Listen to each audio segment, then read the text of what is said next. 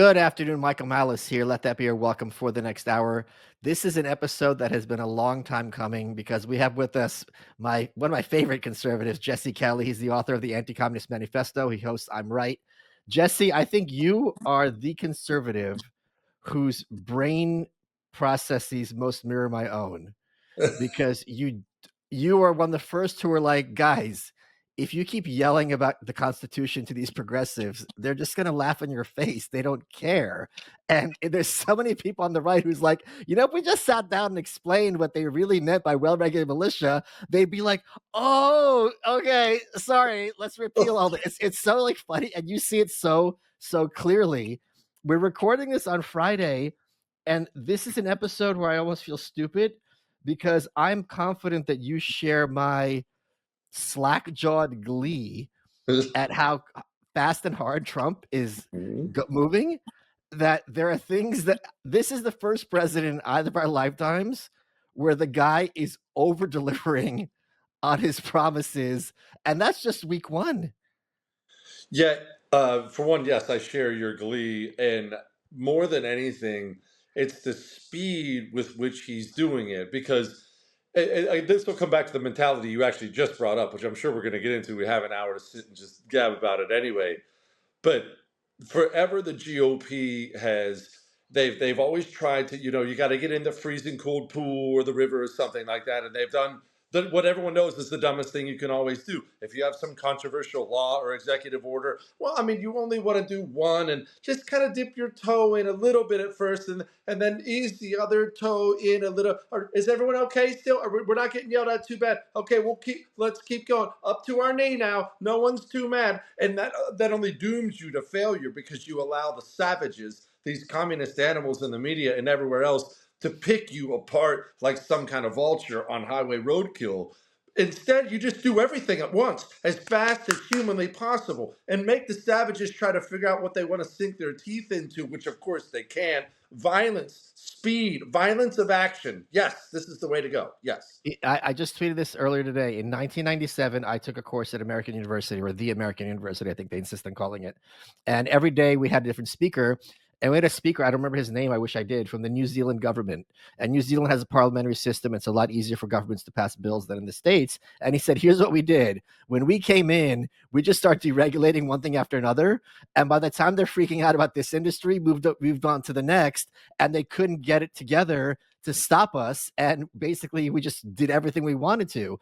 And to have this now come into reality, it's what, 28 years later, is just, I can't wrap my head around it, to be honest. No, I can't either. When I was back in Arizona, back when I was losing two congressional races in Arizona, they had this bill. Hardcore politicos will probably even remember it. SB 1070, Senate Bill 1070, and it was one of the most benign illegal immigration bills in the world. It was, hey, can you check someone's ID? It was just a basic legal immigration bill, and it ended up getting watered down, and all kinds of things happened to it because they floated this one bill out there and they just let everybody pounce on it for 2-3 weeks. It was all over every headline. SB 1070, where you stand on SB 1070? I'm not really sure. Well, I need to go back to that. And every single general worth his salt in the history of mankind, from Genghis Khan to Napoleon, Alexander the Great, every single one of them has understood speed is the most important element. Be where they don't think you're going to be. Get somewhere before they think you're going to get there, because every day you delay, the fortifications only get deeper. The preparations for them only get better. Wrong foot the enemy. And the GOP has never understood that ever. To have that many executive orders planned for day one, to have a stack of them on your desk, dealing with everything, dealing with every single thing, was one of the more brilliant political maneuvers I've seen in a long time. And the deportations, they're not asking, they're not waiting. They got Tom Homan on there every single day saying, got another 300, got another 200. This scumbag, yep, he's going back to Haiti. Guess what? We're loading them onto planes. Nope, don't care what you have to say. They're all gone. Goodbye. It's beautiful to finally watch it. I do have to admit that it would be very funny if I ended up getting deported somehow. And it's just like, I'll admit it. I'll admit it. It'll be funny if they send me back to a country that no longer exists. But I'm also kind of shocked, and credit to Joel Pollack, because he says this is all in my book. Apparently, no one read the book. I'm shocked that none of this leaked. No one, even to friendly sources, I did not hear a hint.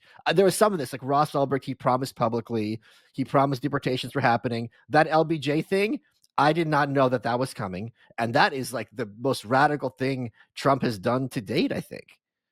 Yeah, I think that Trump 2.0 is so much better than Trump 1.0. It's frightening. And I used this example actually yesterday when I was talking to a buddy that everyone has either gone through boot camp of some kind in their life or they know somebody who has. Most Sure. everybody knows someone who has. And I remember like when I finished Marine Corps boot camp, everybody, my parents, my sister, my friends, my everybody talked about how much different I was. Well, that's the idea, right? They put you through 3 months of hell and misery and suffering to change you, to change some things about you. Well, Donald Trump 1.0, by his own admission, walked into the government. And by his own admission, he was naive. He just kind of thought, as president, well, I mean, the State Department's going to do what I want. It's my State Department. I mean, the DOJ, they're going to do what I want. The FBI, I mean, it's my FBI. Of course, they're going to do what I want completely. And again, to his credit, he finally has admitted all this. To give him all the credit in the world for that. He came out and said, I didn't know. I had no idea. Well, you watch your first 4 years get kneecapped by every scumbag inside the government, and then you get shot in the head, and then the FBI, the checker, rifles through your wife's underwear drawer. It'll grow you up really, really fast. What we're seeing now is post boot camp Donald Trump, where he's the same guy, but not really the same guy. Like he's definitely been through some things, and he clearly understands. No, no, no, no, no. They don't want to make a deal with you, buddy. No, these are your mortal enemies, and in fact, the enemies of all humanity. You treat them like the vile little monsters they are. We can add arrest you and your friends and try to take Yeah, your house to that list. I mean, you yeah, actually have the short list of what yeah, was done, and then blame you for it. yeah. Blame you for getting shot. This is your violent rhetoric and blah blah blah. It's shocking that I think I said this on Twitter. He's the first boomer who's ever learned anything. That he absolutely. But to another point to how naive he was, I think he also thought, or it clearly seems to be the case, that he's a New Yorker. We bust each other's chops. You go on TV, you call Chuck Schumer this, Nancy Pelosi, crazy Nancy. She calls me, awful. Closed doors. We kind of argue and we work something out. Like that's the New York way. He never imagined someone whose daughter converted to Judaism that he'd be called Hitler repeatedly with a straight face by people who know better, who's so shameless that it's like also the idea that like wait a minute, he's also naive to the shamelessness because he is so shameless he assumes all right you can't get more shameless than me. Donald, sit down. Mr. President, let me explain shamelessness. Shamelessness is for 4 years saying Russia stole the election and then overnight saying anyone who questions an election should be in jail for treason. That's I've seen shameless, never seen shameless like this ever. Maybe a history of any country in the world. That's Well, shameless. well, they really got him. Like they learned how to, because you're 100% right. Obviously, that's how we always understood it. Maggie Haberman at the New York Times. A lot of people probably don't realize this. I mean, everyone probably watches you realizes this. Donald Trump is her source. You know Yes, how yes, Maggie Haberman was always running with inside the Trump White House. We're finding out that was Donald Trump.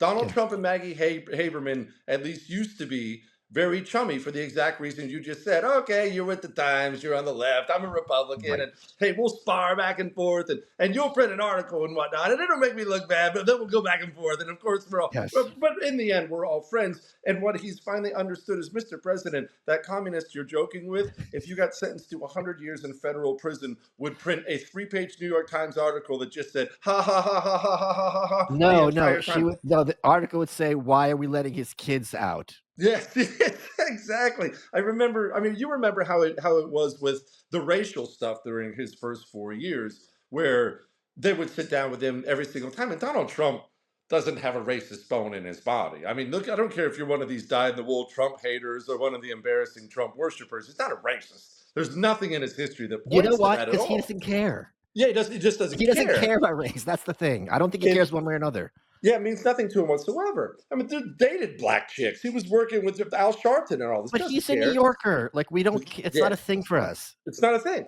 But they sat down, and of course, they did the same thing they always do: paint the GOP as the KKK, whatnot. And I used to watch him in such frustration. He would sit down with these reporters and they would just tell him over and over again, so you do denounce white supremacy. Just to be clear, you do denounce it, right? You denounce white supremacy? I just want to make sure you do denounce. And you would see just the exasperation on his face of, I already told you I denounced it. Wait, Yes, Jesse, of Jesse, hold course on. I Did you not see denounced that it. compilation video? No. This was several years ago. The Daily Wire put a compilation video, and it literally goes back and forth between "I denounce white supremacy," and then it goes, and it has the dates, and it goes, "Donald Trump still hasn't denounced, like lying," and he goes, "Do you denounce it now? I've denounced it before. I denounce it now." Donald Trump refused it, and they would repeat it. And there's literally in this video dozens of examples of him doing it over and over. And how many, like, was it the 30th time that it counts? Yeah, well, this goes to what you were talking about in the very beginning of the show. They kept repeating it because it was so effective. They Yes, kept yes, repeating it not because it had any truth. right. We're about to talk about this. Not because it had an ounce of truth, but because it was an effective tactic for the revolution. It got him off subject. It got him off his skis. No, I'm Mr. Black People, and soon he's not talking about any of the issues he wanted to talk about at all. He's playing defense, and this is where the right honestly, I've used this explanation before, and it is completely true, no matter how crazy you think I am. When you hold up the Constitution or the truth or hypocrisy to the communist as something that's going to slow him down or stop him, you might as well hold up a piece of paper in front of a charging grizzly bear that says no bear attacks allowed. It is that naive. It is that insanely stupid. No, no, no. It's It's no, not no, that no. these Hold on, people. Jesse. No, It's what? worse because the bear is not going to be laughing at you. Yeah, good point. Actually, that's a good point. That's a very good point. It's hard for good people to understand and accept that it's not that they're okay with hypocrisy or okay with dishonesty. They are taught that that is the way it must be. When you are selling a demonic religion of communism that intends to destroy everything people care about, lying about everything is a requirement. It is woven into what they do. When you call them a liar and expect them to be insulted, you might as well look at me at 6'8" and say, "You're tall," and expect me to somehow be insulted by that. I'm not insulted. It's who I am. It's who I am. We, as a communist, if you're a communist, I know I must lie about everything at all times. I must be a hypocrite about everything at all times. And you can call me that till you're blue in the face. I'm not insulted. It's what I'm trying to do. And the right has never gotten that the communists do not share a moral compass with us at all. Here's an example I thought of just thinking about this conversation before we got ready. I don't care if someone's pro-life or pro-choice, ask yourself this: would you even hesitate for a second to imagine some Democrat politician saying the First Amendment protects freedom of expression, and that means a woman's right to choose what she does with her body? So having an abortion is an example of the First Amendment. They would ground it in whatever they can. They don't Mhm. care. Yeah, they don't care. And they know because they don't care, because the only value system is the revolution, right? That's all Right. that matters. It gives them a freedom that people on the right struggle with because we will never have. As long as you have rules for yourself, and it is good that we have rules for ourselves, but as long as you have rules for yourself, you will lack freedom of movement, of maneuver, I guess I should say, that the communists will always have. He is always free to use your values against you because he Right. himself has no values except the Right. revolution. That's why these God hating atheist pieces of trash will quote the Bible to you till you're blue in the face Right. on why you need to keep Tren de Aragua. And so, aren't you a Christian? I thought you were a very good Christian. Sure, he raped and mutilated 15 girls, but that's what Jesus would want. And then you get the right, who's been naive forever. Well, I mean, it is Jesus's will. I mean, he did say turn the other cheek, and it just completely lost. It's like lambs after lions. It's been pathetic. Folks, I don't like wasting time, money, or energy on nonsense other than, this entire show. And when it comes to health, I want results, not gimmicks. And the new year is a perfect time to refocus and take your wellness to the next level. So when I heard about this tool called Juvent, I wanted to share it with you. It's not some trendy gadget, and it's unlike any other plate you may have seen on the market. It's the Juvent Micro Impact Platform. It's a revolution in biohacking and longevity. Like most Americans, you probably spend way too much time sitting, and all that sitting takes a toll on your body. The Juvent uses micro-impact vibrations through cutting-edge technology to support your joint health, improve bone density, and help with recovery. So whether you're sitting all day or on your feet all day or hitting the gym hard this year or just noticing those daily aches a little more, Juvent is a game changer. You get on this thing for just 10 minutes a day. It helps your body activate areas that might have been neglected from living in a world where we're sedentary way too often, stress way too much, and move way too little. Imagine being able to move without pain or discomfort. I'm a senior citizen. I can't imagine this. The Juvent Micro Impact platform has the ability to improve your daily life as well as adding years to your vertical lifespan. And your whole family can use the same platform if you feel like sharing. With a 10-year limited warranty, financing options, and yes, the ability to use FSA funds, it's never been easier to take control of your health. All you got to do, visit juvent.com/malice, use code malice for an exclusive $500 off. That's juvent.com/malice, code malice at checkout. Take your health into your own hands in 2025 because no one else will. Guys, you ready to optimize your nutrition this year? Well, Factor has chef-made gourmet meals that make eating well easy. They're dietitian approved, ready to heat and eat in 2 minutes. You can feel right, feel great, no matter what life throws at you. Here's the difference with Factor. They arrive fresh and fully prepared, perfect for any active, busy lifestyle. You can lose up to 8 pounds in 8 weeks with our keto meals, and with 40 options across 8 dietary preferences in the menu each week, it's easy to pick meals tailored to your goals. You got preferences like keto, like I said earlier, protein plus, calorie smart. Factor can help you feel your best all day long with wholesome smoothies, breakfasts, grab-and-go snacks, and more add-ons. Reach your goals this year with ingredients you can trust and convenience that can't be beat. They were very smart. They sent me some. It could not be easier, and it's a lot better than the stuff you're going to get at the supermarket, in my opinion. Eat smart with Factor. Get started with factormeals.com/malice50off, 50, and use code malice50off, the 50, to get half off your first box and free shipping. That's code malice50off at factormeals.com/malice50off to get half off plus free shipping on your first box. Thank you, Factor, for sponsoring this episode. Let's get back to it. One of the things that I am kind of taken aback is because this Chris, I think Chris Rufo is the one behind that order, gave Trump the idea to overturn this LBJ executive order, which banned affirmative action and DI with one stroke of a pen. What is shocking to me is he has effectively overnight, in 1 second, destroyed an entire industry that gave a lot of very untalented people a lot of very lucrative positions. And what's hilarious about this is whenever like this LA Times or Sacramento Bee, whatever these places have layoffs, I always go to all the people looking for work and I twist the knife to make sure their day is really ruined. Like, oh, don't you think it's really hard for you to find another position when there's fewer and fewer and all your colleagues have been fired today as well? I always make sure to try to drive them to self-harm. But here's the thing, all these DI people, there's nowhere for them to go. No. Because not only has the federal government divested itself of DI, he's made it difficult or not impossible for corporations. And here's the dirty little secret. A lot of these corporations were more than happy. In the same way that a lot of Republican politicians were happy when the Supreme Court made gay marriage the law of the land, because now they don't have to argue about it. It's like, oh, it's out of my hands. Oh, too bad. Well, it's not my problem anymore. A lot of these corporations are like, oh, I can't do DI anymore. Boo-hoo. They're secretly very happy about this. Where are these people going to go? What's their plan B? They have no plan B. They That's are the what's so crazy. commissars. They're the political commissars from the Soviet Army. And Yes. obviously this is stuff you've forgotten more about this stuff than I will ever know. But people who don't know history don't realize the Soviet Army, once the commies took over, everyone knows how an army is set up with your generals and captains and privates and everything else. Well, they just attached a political person to every unit. And their job was to ensure that unit, that the general in that unit, that everybody was being politically loyal. The person did not serve any reason, any purpose whatsoever to help the military. It did not help the fighting force whatsoever. It was a completely invented position to enforce some sick political religion that didn't help anything. And in fact, the only thing it ever did was hurt units and hurt people and hold people back. And only it became a thing. It wasn't like there was one of these guys. Right. They were everywhere. They were in every NKVD station. They were in every military unit, dragging down every decent and good thing around there. And then one day, people looked around, followed Soviet Union and all that. They looked around and realized, wait a minute, these people have no purpose whatsoever. Right. They've never had any purpose except to hurt things and break things. And we never needed any. It was just purely an invented position that the communists came up with to hurt things. And it was very effective for some time.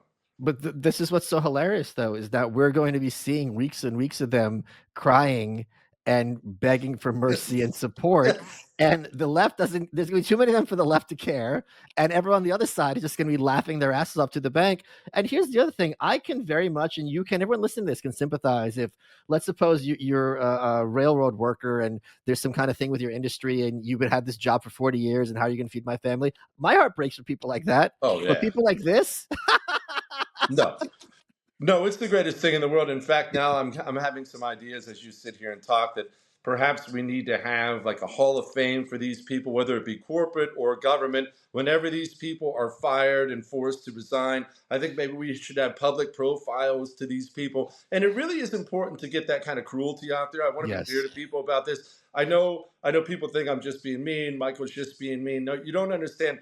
The communist only understands fear and pain. That's all he understands. That's why a critical mistake the right had made forever was when your liberal Aunt Peggy walks into Thanksgiving bragging about her 15 abortions and screaming about how Donald Trump is the devil. The normal reaction from the right is to roll your eyes, put your head down, keep quiet. Hey, let's go to the other room. No, no, no, no, no, no. You and everyone in your family run a should train on her. loudly inform her that she's a Oh, freaking demon. And if she doesn't shut her fat freaking mouth, she can leave the house and never come back in again because we don't practice that demonic filth around here. That is how you deal with communists. You must deal with them with force, fear, and pain because they don't understand anything else. So all these religious zealots, all these DEI people, you know, that you're getting fired from the ATF and you're getting fired from Target and whatnot. Like the little parasite worms they are, they will just worm their way through the system into a different part of the system where these talentless losers who have nothing but bitterness and the desire to destroy people and things, they will continue their evil work from some HR department where the rest of the angry lesbians are in this society if we don't shame them for the things that they've already done. These people have done more than just, ban a couple white dudes from getting jobs. They've ruined lives. They've killed people. DEI is responsible for death, a lot of but, it around there. but They should be treated like what they are. do you know what's even funnier though? This is some kind of beautiful karma, which I'm confident you're going to agree with me about. A lot of these people aren't zealots; they're just grifters. Like they're like, this is a great con where I could be making like $250 an hour, $5,000 a day, just regurgitating this nonsense, and they are skilled enough that they'd be perfectly good as like software trainers, or like if you have to, they could teach a class. They have that skill. It's not an easy skill; not everyone can do that. But because now this is their background, and they have to compete with all these other people who are homeless right now, it's going to be very hard for them to land their feet. Well, yeah, we've all known the guy that doesn't have any talent who either his dad got him a job or he lucked into a job. He had no reason to be there whatsoever. These are people, like you just pointed out, who've been so far above their station in life. We're talking, remember those? It was in the news for about 15 minutes when the LA wildfires were burning, which is, of course, horrible. And everyone started talking about the DEI hires on the fire department. And you got that gigantic lesbian woman bragging about how she's not going Right? to pull any man out of a fire. Well, that woman made like $400,000 a year. $400,000 a year. That kind of money is unheard of for 99.9% of people. They'll never see that kind of money in their life.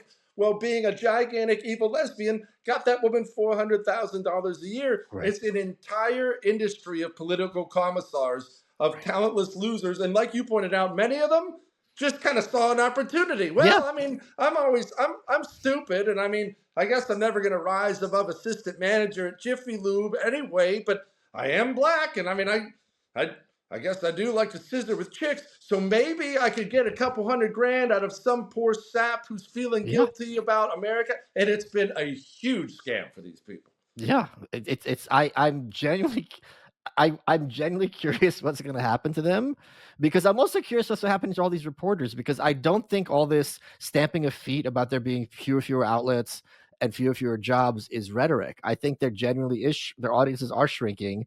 There's only so many like highly medicated, highly educated white women in their 20s that you need to be writing articles for Jezebel about how cottage cheese is racist or fatphobic. At a certain point, like what happens to these people? Like there's got to be somewhere they end up.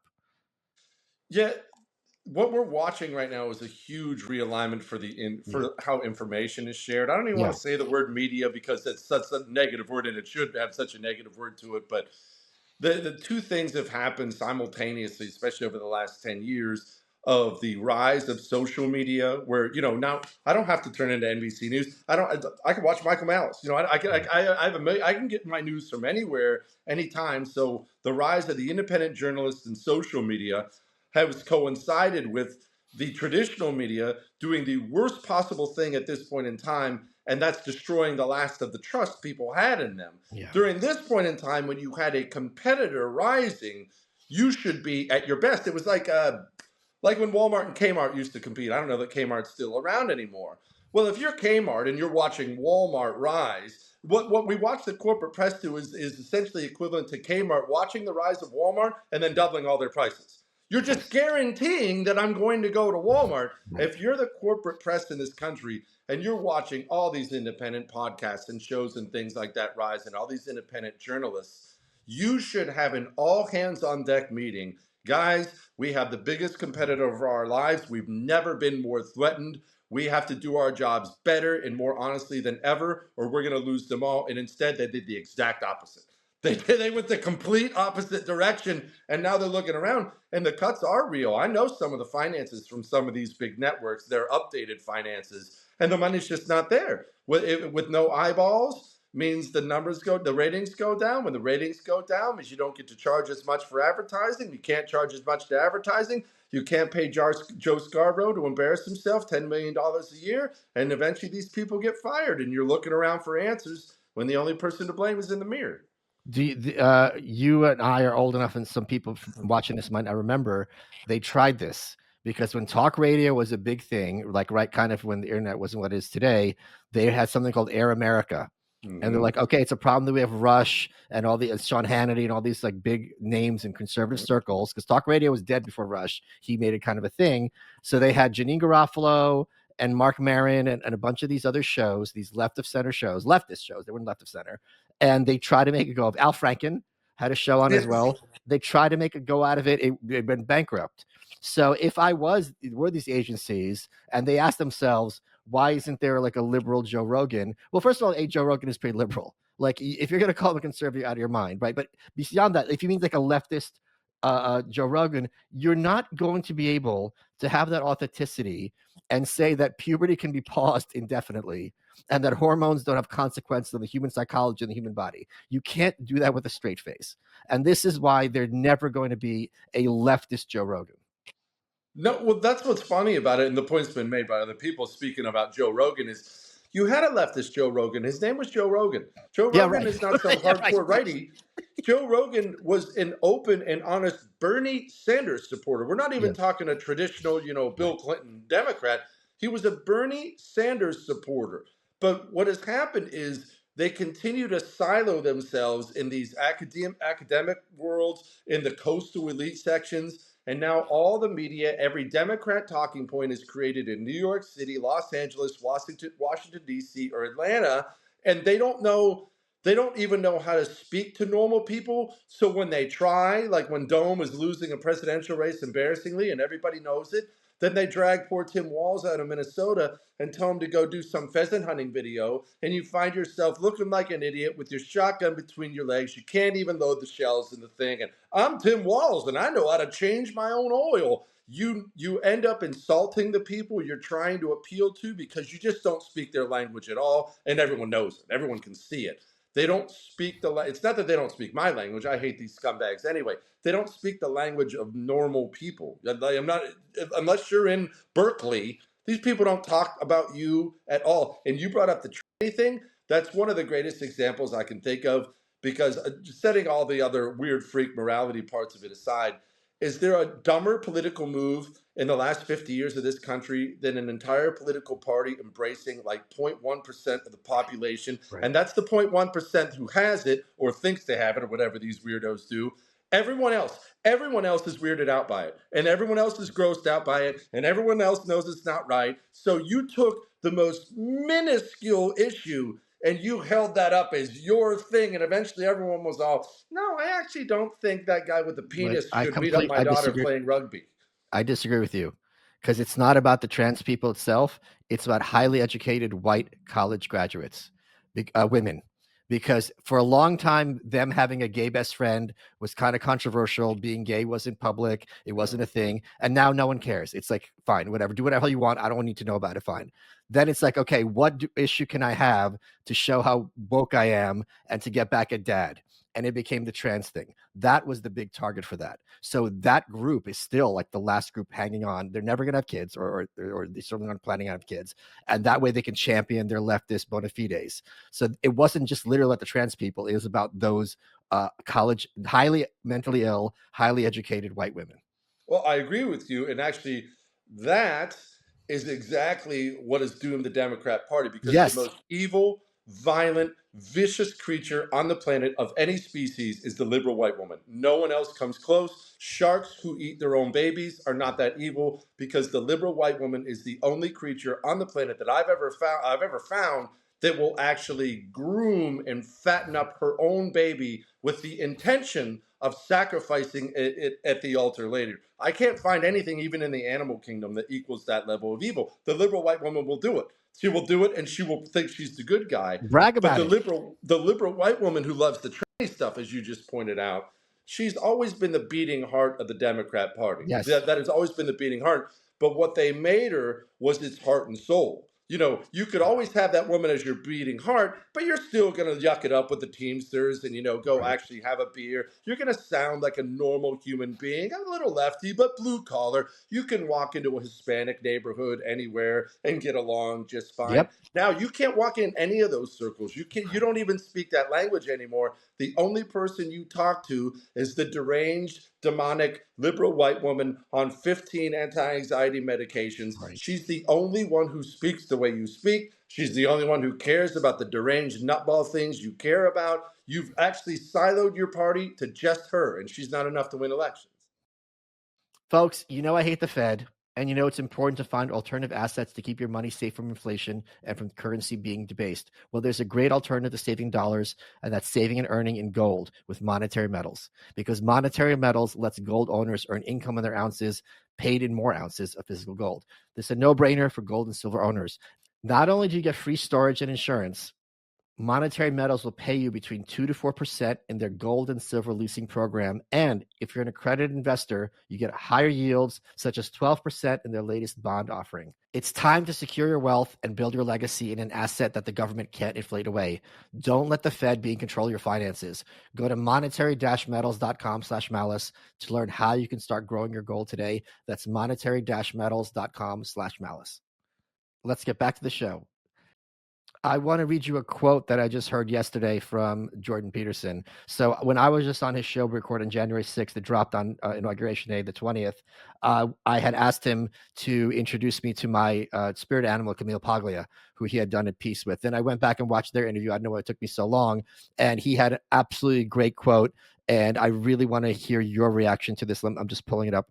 Man, I tweet way too much. Let me just find this. I tweeted it yesterday. It was absolutely superb. Here's Jordan's quote to Camille. We're increasingly dominated by a view of masculinity that's mostly characteristic of women who have terrible personality disorders and who are unable to have healthy relationships with men. Oh yeah, yes, yeah. Although the only pushback on that, it's going to depend on who we're counting as we. Sure. Western civilization has been infected with some of that. Sure, that mentality has completely taken over the Democrat Party, and Yes. that the evidence in that is the complete rejection of the Democrat Party by men. We like to always talk about how the GOP is going to lose the woman vote and stuff like that's not necessarily true. The GOP loses the single woman vote by a large margin. Married women vote Republican. Single men vote Republican. Married men vote Republican. The reason they've lost men, especially young men, men aren't even politically involved usually when they're younger. I wasn't when I was 18, 19. I was not heavily into politics, but you have taught them and screamed at them that everything they are is bad. They're big, stupid, weak oafs. Just bow before the woman. Well, we need more women in this and we need more women in that. I love how many women we have. Well, if you're a young man in this country, how many of the entities out there are out there aimed right at you, unashamed talking at you. If anyone is talking at you, they're always talking down to you now. Well, I mean, you really shouldn't be doing that. Well, yeah, that's that toxic masculinity you have. Nobody looks at young dudes doing cool stuff, dangerous stuff, wild stuff, and says, yeah, that's exactly how you're supposed to be. But that's how you're supposed to be. There was this old Simpsons quote where Homer's watching. This is from the '90s, I think. A stand-up, a black stand-up, and the stand-up goes like, "Black people drive like this," boom, boom, boom, boom, boom, boom, boom, and he goes, "And this is how white guys drive," and Homer's like, "Ah, it's true, it's true. We're so lame." And it took me to Tim Waltz, who Cernovich found had won a contest for tacos, and he's talking to Officer Harris, and they're like, "Oh, we're gonna make tacos." Like, "Oh, do you we got white goat tacos?" And she's like, "What is that? Mayo, no spices?" And it's clearly imagine a black person with the white boss and being like, "Oh, I can't," like acting like a complete idiot and completely bowing down and humiliating yourself. And you're watching this and you're like, whoever greenlit this, do you not understand how it's gonna come off? It was in a country that's still majority white?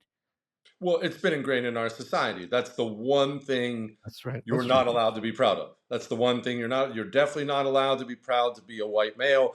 Anything else is beneficial. And when we were talking about DEI earlier, but everyone, the point's been made many times that what is DEI really? Well, it's just fairly open prejudice against white men. That's all Yes, it yes. is. And it's open prejudice against white men because nobody can ever point to not one single diversity statement where they bragged about how many white men they were going to hire. That's the one group that must be excluded. We hired this many women. We hired this many gays. We hired this many black people. We hired but that long a society, a culture from top to bottom. Hollywood does it. They all do it. Men are stupid. A guy, every sitcom, the guy can't tie his shoes. The almighty woman has to step in because she's the only one with a brain. He has no morality or brain what's. He's just a dumb oaf. He eats donuts all day long. It's been decades of that in Yes, this yeah. country. And finally, what we're seeing now, and don't get me wrong, it'll end up manifesting itself in some ugly ways. Finally, what we're seeing now is the pushback, where people have had enough. People have had enough of that crap and we're done with it. One of the things you had warned about for a long time, and I really am curious whether your thoughts have changed with this election, how Trump's acting, is you said, "Guys, the boy who cries wolf ends with the wolf showing up." And you arguing about Trump's a fascist, he's a Nazi, he's an authoritarian. You keep this up, whatever comes after Trump is going to be an absolutely terrifying nightmare in terms of authoritarianism. That was something you've been saying for quite some time. Is that still your fear, or do you think that that's been kind of nipped in the bud? No, I think that's my fear. And Trump is doing the best he can right now to stop that by being effective and being aggressive and going after these people. If there's anything that can stop it, it's what Donald Trump is doing Yeah. now. But I've said this before, so I'll say this. What's frustrating is to really save the country long term, it involves doing something that I am probably powerless to do, that Michael Malice is probably powerless to do, everyone watching, listening to us, they're probably powerless to do.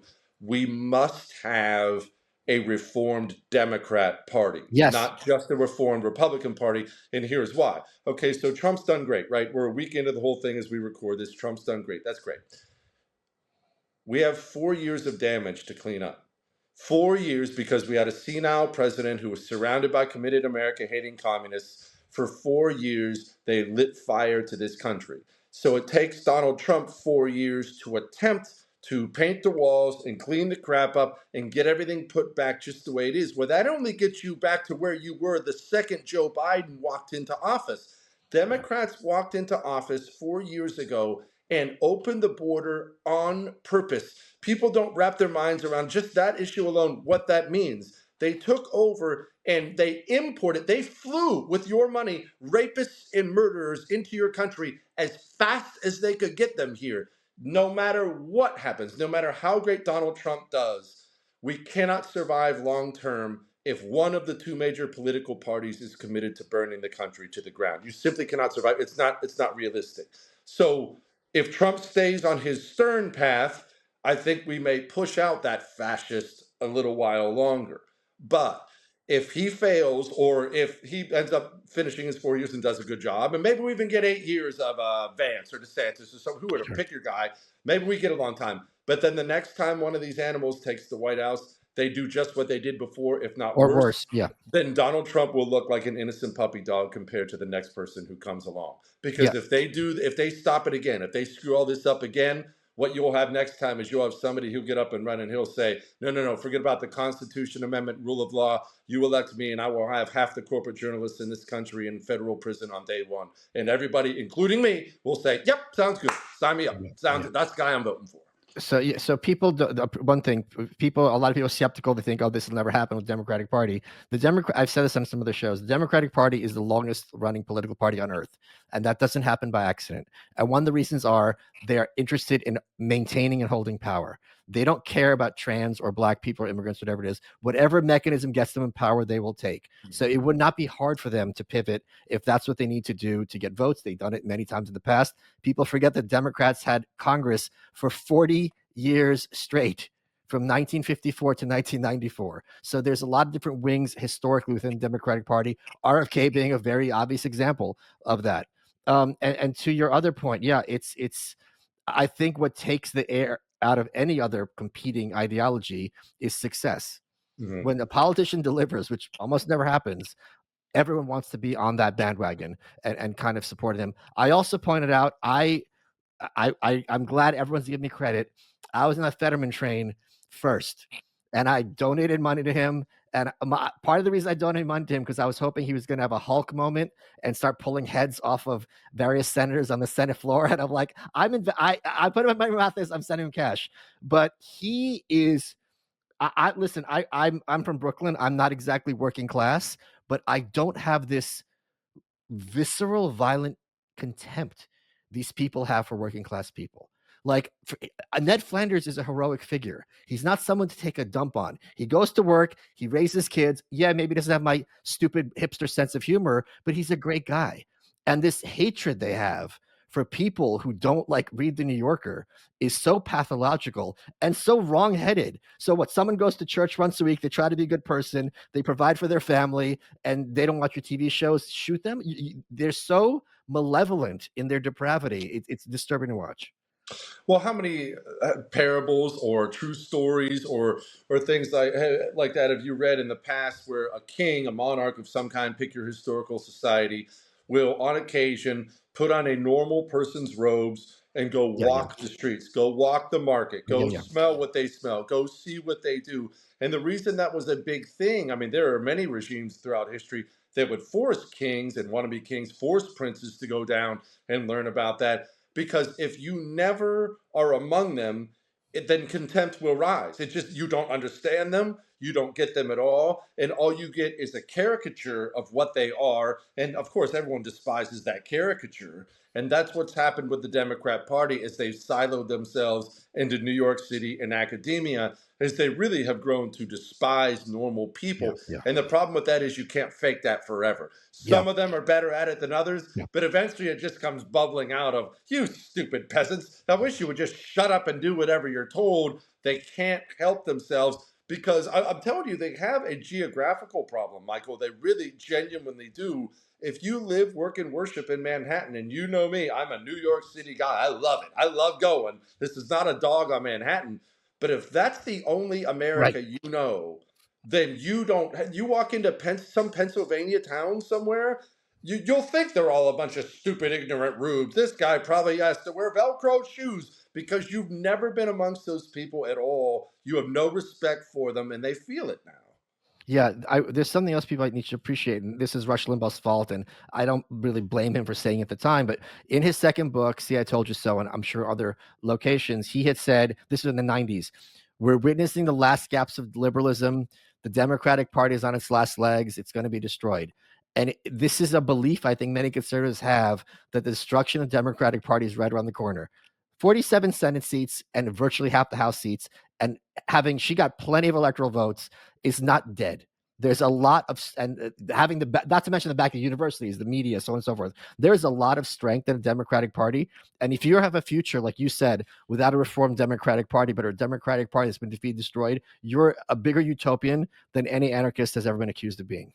Yeah, look, well, I mean, there's a spiritual aspect to this too, and that this is something I believe. Uh, Communism is of the devil. It's anti-human. Look, Yes. Solzhenitsyn called them the enemies of humanity, It really is anti-human. Many people call them just flat out anti-humans. Everything is designed to hurt human beings, to hurt humanity itself.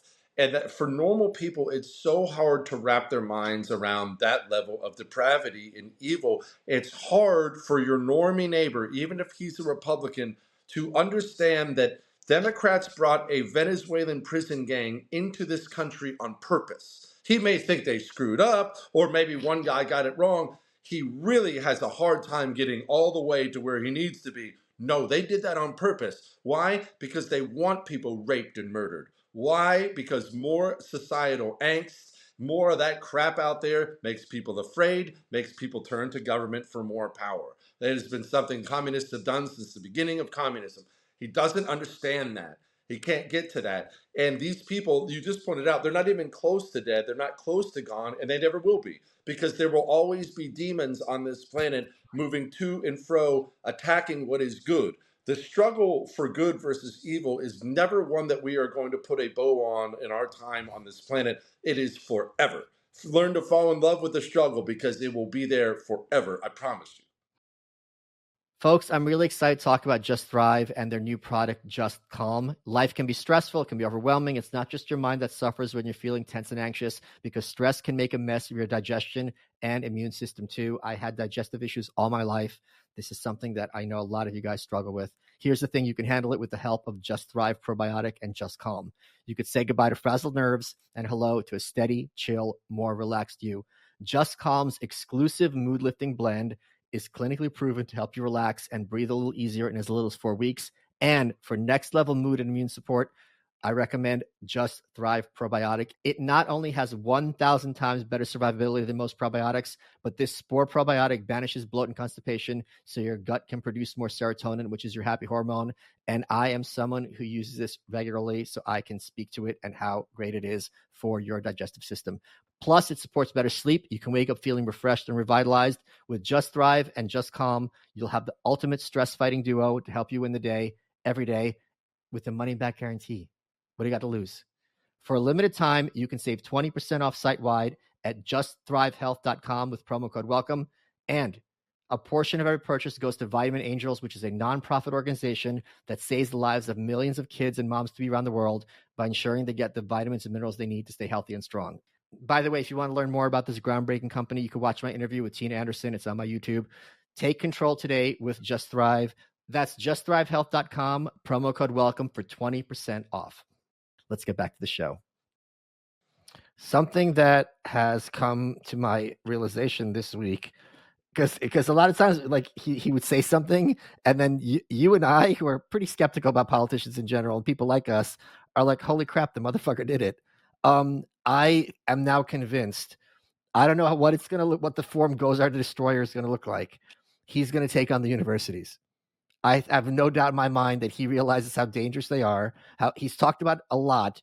And I don't know what plan he has in Project 27, but the point is he's going to do something, and it's going to hit them hard and fast, and they're not going to see it coming. That will be the thing that shakes the Democrat Party to its knees. I mean, Yes. to be honest, it really will be.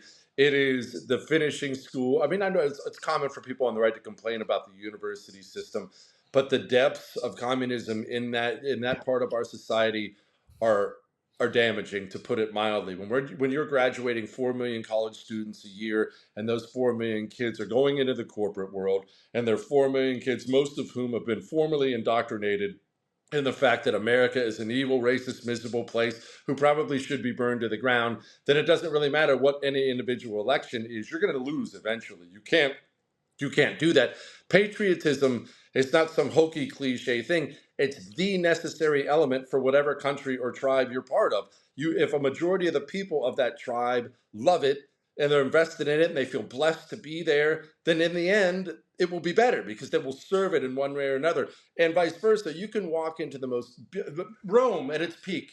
And if the majority of people in there despise the place, that marble is going to come down eventually. And now that we have what we have in our university system, it must be attacked, and it must be attacked viciously. And I don't disagree with you. What I've seen from him, so if you'd asked me last week, I would have said no. Now, Right. I bet you he's coming for the universities, and he should. So have you ever been to Japan? Did they all run away from Yes. you? Yes, Okay. I did. I did a 6 month stretch in Japan and the Marines. I loved it. So I was just there in April, and one of the things I absolutely fell in love with it. I've said this before. I didn't want to fall in love with it because I hate manga and I hate weeaboo culture. And one of the things I loved about it is it felt great being in a country where people were proud of their country. They Hmm. love Japan. They love Japanese heritage. They love being Japanese. You see it everywhere you go, and it sickens me that, especially in Britain and Scotland. I've talked about this in other episodes. Like you guys have punched so much above your weight, and to have Americans, this is Destiny, who obviously neither of us are particularly a fan of, but this is one thing he said. He goes, "We should wrapping ourselves in the American flag. America's awesome." And for us to pretend that America isn't awesome is going to make us lose a lot of votes, and it's not true. And if he gets it, you would think there were some attempts in the Officer Harris campaign to wrap her in the American flag and rah rah rah Americana, but this is something that's also going to be funny because, as you point out, a huge part of their base, the thinkers who make up the party, who are heavily indoctrinated in the universities, for them, the American flag is literally the same thing as a Klan hood. It So is. to have it on is just like I'm for Jim Crow and lynching. So to reconcile that two is going to be really funny to watch. Yeah, I've likened it to this before, where if I'm starting I want to start a football team in 5 years, that I can make a choice. I can create this incredible weight room and workout facility where I will take we'll say it's a high school football team. I can take these high school kids, and for 5 years, I'm going to get them strong, and they're going to be running, and they're going to be sprinting. No football involved, but I have created already. I've laid the foundation that I'm going to have a great football team. Or for 5 years, I can feed them donuts and play video games, and 5 years later, try to create a football team out of that. Well, one of those is a guaranteed success, and the other one is a guaranteed failure. You don't have to preach Republican, Right. Democrat, any of that other crap. If I can take generations of Americans and Yeah. just make them grateful. I mean, but people ask what I do with my sons. I ask them all the time a simple question: what are you grateful for? Tell me Yeah. something you're grateful for. It can be a glass of cold water, a T-shirt, a roof over my head. Be a grateful person. If I could raise a generation of Americans who are just grateful to be here and realize they're blessed, Democrats will never rule. And if I could raise a generation of Americans who think this country freaking sucks, Democrats will have power forever. It is that is what we must tackle is patriotism. The best thing that happened as a result of COVID, and there's very few good things, is how much homeschooling has increased. Yeah. Because if you have even 15% of this country is homeschooled, it's a wrap for the enemy class. Because they don't, again, you don't teach them Republican, Democrat, conservative, liberal. You just have to teach them to think critically. And if I'm thinking critically, this happened to Dr. Drew. I had him on my show. He's talked about this publicly. He's not a Joe Biden doctor. He's a medical doctor. He's a real doctor. So when COVID's rolling out and they have all these insane kind of ideas people should do, he'd be like, "Wait a minute, this doesn't make sense. Like, explain it to me. Why are we doing, the math, whatever?" And he had these midwits who'd have maybe a high school biology class to their name, yelling at him, "Sit down and shut up. You know what you're talking about." And it's just like, wait. I'm literally just asking basic 101 medicine questions. You're telling me I'm a moron. You're not even giving me an answer. So it's like if you have these kids who are like, why am I taking what Anderson Cooper or Sean Hannity says uncritically? We've won. Yeah, we have, and that is the challenge to teach your kids that. My kid, Yeah. my oldest especially, is super into politics. He's always asking me, "Dad, what's the news of the day? What'd you talk about on your show?" If he didn't listen, so he's one of those. My youngest, not so much. My oldest is. My oldest loves Matt Walsh. At least he'll listen to Matt Walsh, which is great. Matt Walsh is my buddy. I love Matt Walsh, but he'll say, "Well, you know what Matt Walsh was saying," and I said, "Okay, why?" Well, yeah. Why? Have you thought about that? And it's worked on him that no. I get what Matt Walsh is saying. I'm not even saying he's wrong. He's probably right. Have you thought about the why? Have you done any reading on that? Did you dig any? Did you do any research beyond listening to what he said and then you came and told it to me, or even what I said? Did you just repeat what I said, or did you learn how to think through these things? Think through these things. And I love watching their minds start to get that, where now we'll have political arguments. Hey, what do you think about banning TikTok? Hey, you make an argument for it, make an argument against it. Think, use your mind. That's all we need, and we'll be fine. And the other thing is, to your point, but you, I, and Matt, I've had in my show, I asked them about this. We all sometimes play the heel. Like, we'll just say something because Yeah. we know people get really upset, just like the old school bad guy wrestler. You do it all the time. I do it. Matt on my show asked me, he goes, "Oh yeah, I do it all the time." So if your son is like saying Matt Walsh said this, you go, "Was he serious or was Matt Walsh being Matt Walsh?" It's like, "Oh, okay, I get it now." Yeah, no, I love playing the heel. Of I've said, course. and I know it's because I'm a bad person. It's just like you. You're a No, terrible no, no. person. It's because you have the biggest smarmy supervillain smirk. And you have the height to back it up. It's like Rick Rude or something. He's like, "All right, I want all you short, fat Minnesota midgets to sit down and listen to some wisdom." There's something about getting under bad people or stupid people's skin that I find so I Of take so course, much joy in it. I know. There's so much joy in it. And people are always like, if I'll put some troll post up on Twitter that's just designed to make people mad, so many people who get it will be like, hey, you should really use the sarcasm font. Where's the fun in that? No, I want to watch people twist in the wind and take it seriously. I did one, what was it, a couple of weeks ago. Talk about our tweets like a couple millennials. I did one where I was making fun of people. It was very obviously tongue in cheek, where I called Mike Johnson a steel spine I conservative remember that. That was so great. and Thomas Massey a rhino. You know, I was obviously joking. Massey's the man. And you can't count how many people, you mother effing, and everyone was like, people aren't getting it. You should add a disclaimer. I'm like, no, I'm laughing. I don't need to add anything. I don't care about these people's approval. Right. What's even funnier, I was when I recorded Jordan on January 6th, I had my face painted by the shaman, right? And I had a tribal blazer, tribal pants, and a fur hat, like a good Russian. And and I do this on purpose because several of the comments were, "Look at how this guy's dressed. I can't take anything he says seriously." Well, looking is one sense, listening is another sense. They're independent. And these people can't handle it because if something looks that way, therefore it's going to sound a different way. That makes no sense. But it's funny how it's shocking to what extent people take things at face value, and it's such a source of joy for both me and you to play with Yeah, that. we're bad people. No, we're bad people. We take advantage of others. We take advantage of other people. Look, I do it with my wife. I'll just absolutely my mom will tell me stop torturing that poor girl just to get a rise out of her. You know, just if I can get her yelling and screaming, it just makes me freaking laugh to no end. One of the funniest things, Howard Stern, I grew up on him. People don't realize how based he used to be.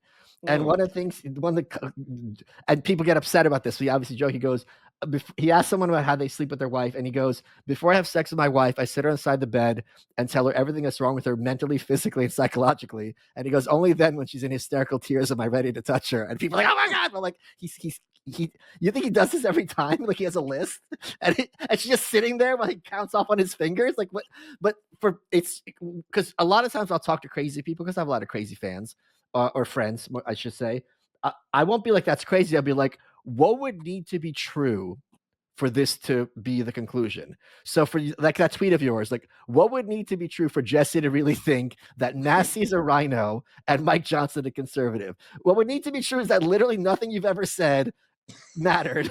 And you're like a National Review writer. Like that's what would need to be the backstory. I plus it does enjoy it. I guess I take enjoyment out of the fact that people just love to scream and wallow in their misery now, and you shouldn't do that. You know, you shouldn't do that. It's not hard to find things to be miserable or stressed out about. Even now, even with Trump in office, you can wake up every day and wake up and look at your phone and oh, it's bad news here and bad news there, and it's a disaster there and disaster there. This is the only life you're going to have. Learn to laugh, learn to let it go. Don't argue with people all day long online. Stop screaming at people on Facebook. Learn to laugh a little, crack a joke, make someone make fun of you, and then Yeah. go walk away and enjoy your day. Stop taking yourself and everything so seriously because we don't get another shot at this life. But do you know what I found interesting? And I'm very curious to hear your thoughts. The corporate press and the Democrats, broadly speaking, are freaking out. It seems like they're freaking out a lot less this week about what he's doing. When they would be freaking out of things that he didn't do, they'd be in hysterics. And now he's actually bringing the noise and causing them pain to things that they care about. They're much more subdued. I don't know how to reconcile this. My theory on it's just a theory, right? Because who knows? My Well, have you theory noticed the on same it thing? is Do you agree with my yes, perception? I Okay. totally agree that they even when they're trying for the anti-mass deportation propaganda. Oh, look at Lupe, she's so sad. Even that kind of seems half-hearted. Yeah. It's not as all in as it used to be. My my take on it is communists cannot control their demonic urges. They've never been able to do that. They Right. can't control themselves, which is why they went so crazy the last 4 years. You had a president who couldn't hold them back, and they just went crazy. They can never control their demonic urges. And so they took things way, way, way too far. They got a slap in the face from reality in November that I genuinely think they didn't see coming because Okay. everyone knows it was more than just Dome being a bad candidate. It was more than Joe Biden being senile. How, if you, we'll make it just about the media. If you're the American media and for what, 10 straight years, you go on every night and you tell the American people that Donald Trump is the Nazi Antichrist, and then you wake up one day in November and the American people overwhelmingly Yeah, went to yeah, the yeah. polls and voted for that person, then you have to sit and look around and ask yourself a question that actually does hurt these people to ask. How much power and influence do I really have? Oh, yeah, Yeah, yeah. I'm an anchor at NBC, and of course I have all the money in the world, and I'm doing just fine. But really, the prestige of the job is the power of the job, right? Yeah, My voice, people are tuning in. Well, what if what if everybody just laughs at you now? What if right, everybody rejects everything you say? Well, now you're just a rich guy with no power or influence. You right. might as well own a bunch of check cashing places. You don't matter at all. Yeah, yeah, I'm very and the other thing, there were some moments, and this wasn't unique to him, I'm sure you saw this, Charlemagne, who was, a Biden supporter, after the election, he's like, "Wait a minute, you called this guy Hitler for 4 years, a threat to democracy, now you're shaking hands with him and patting him on the back, like, what the hell's going on here?" So it's the kind of thing where, like, you don't have to be Republican, Democrat, Biden, or Trump supporter, you look at that and you realize something's not adding up. Like this, there's a major disconnect between what you're saying and how you're behaving. Yeah, well, I've argued that at any part of any political movement, an evil political movement, like we'll just make that about the Democrats right now, you're going to have the real true evil masterminds who are doing it. And then you're going to have a bunch of people who are just kind of too stupid to know any better. And then you'll have a bunch of people who are just cowards who are going along with the Yeah, crowd. Well, if you treat the people who initially were too stupid to know any better, you continue to treat them like that over and over and over again. Like you just pointed out, you're calling him a Nazi. Barack Obama's calling him a Nazi, and then they're yucking it up at the funeral. yeah, right. Eventually, even though that person's been a moron, they may look around and say, wait a minute, I feel like I'm being played for a fool here. There are plenty of people who've been played for a fool for a long time who wake up one day and realize Yeah, they've been yeah, played for a fool. It is possible for human beings to learn and adapt in that way. And if you're, pick one of the various street animals part of the Democrat Party, feminists will make it about them. You're being told forever that we are the party of women, we're the party of women, we're the party of women, we're the party of women.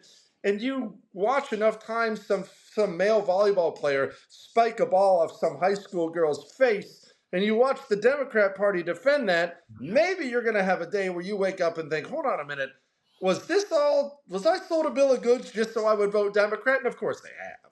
Yeah, if Donald Trump was this kind of like old school Confederate, tried and true racist, Obama would give him the cold shoulder. He'd be right to do it. He'd be like, "Look, yeah, you're president, and I respect the office. I'm not shaking your hand. Get the hell away from me. I have 2 kids. I have a wife. Like, you're an awful person." Like that would be a time where the self righteousness would be justified. But it's so clear that he couldn't wait. Did you see that clip? He's talking to Trump, and Officer Harris turns her head, and he pauses and he waits for her to turn her head back to finish the thought. Did you see that clip? I It was did. so funny. I did. I saw the clip, and But I it mean, also shows how phony it is. yeah, well, that's the problem. You, to your credit, yeah, I mean, I've learned a lot from you. You've pointed this out for the longest time that like the establishment GOP, they hate you worse than Democrats hate you. You know, Mitch McConnell hates your guts way worse than Chuck Schumer ever will. Chuck Schumer doesn't care about you or me. He doesn't need us to stay in power whatsoever. Mitch McConnell, once every 6 years, has to pretend to care about the things we care about. I'll build the wall and I'll protect your Second Amendment. And then he goes back behind closed doors, as you pointed out all the time, and he laughs about how stupid you are, and he mocks you to all these Democrat friends. Mitch McConnell hates you worse. It's the pretending that bothers people Yeah, a yeah, lot. yeah. I just got to ask though, is if your family, I'm not trying to get personal, is a Barron Trump situation? Like, are your kids like 7'2"? Yeah, they're enormous. They're enormous. My oldest is 16. He's 6'3" already Okay. with enormous hands and feet. He's going to be as tall as me as I am, or the doctors think he might even be taller than me. My youngest, by the grace of God, is tall, but he won't be that tall. They think he's going to be 6'5", 6'6", which that's really the sweet spot. When you get up where I am at 6'8", it just gets inconvenient after a while. Yeah, my friend, I have a friend who's your height, and he goes, the cost benefit's not there after like 6'5". Like the Yeah. lifespan and other things, it's like it's not as cool as you think. No, well, after you've already married, there's not really much point Right. to it at all. The best part about being tall is the chicks love it. They just flock all over you. They can't help themselves when they see a Greek god like this. But then once you're married, that doesn't benefit you at all. Now it costs more to buy pants. I have to fly first class when I travel. That's like double what a normal plane ticket is. You can't sit comfortably and go to a football game or a concert or something like that. No, it's horrible. You can't hide in a crowd. You can't No, you blend. can't hide in a crowd, but I'm not much of a hider anyway. No, but if there's an event you don't want to talk to people, you can. I have that luxury. You don't. Yeah, that's why I don't go to events. No, Yeah, I'm not going to the New America Fest thing. I'm not going to CPAC. I'm not going. I'll be at home if you need me. Jesse, we're running out of time. What has been your favorite part of this interview? The parts where I was talking, really, for the most part, I'd like to try to focus on me. I tried the best I could to just blow up this phone to where I didn't have to see you at all, and I could just look at me. But really, it was really the things I said, which were pretty sharp. You are welcome.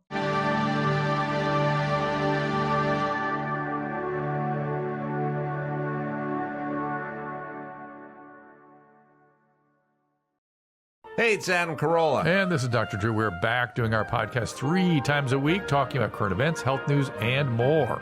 So, if you miss us on Loveline, check out the Adam and Dr. Drew show. New episodes Wednesday through Friday, available wherever you find finer podcasts.